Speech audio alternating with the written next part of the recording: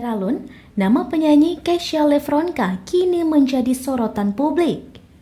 Alumni bakat Indonesia Idol tahun 2019 itu penampilannya dinilai kurang maksimal.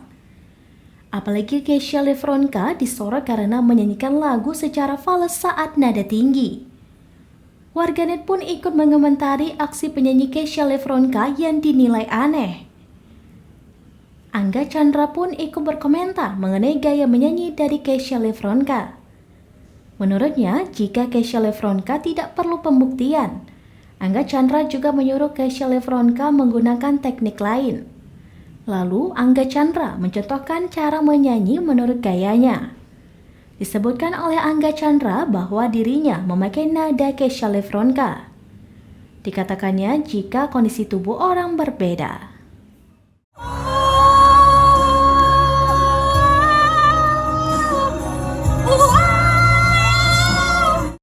Kesha, ini saranku ya.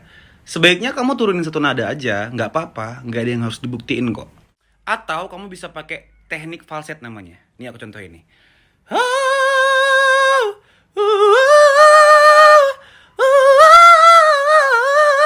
Tinggalkan semua di sini. Barusan aku pakai nada kamu itu, nada cewek. Jadi kamu biar enak penonton dengerin kamu dan kamu juga nyaman, gak apa-apa turunin satu atau kamu falsetin aja.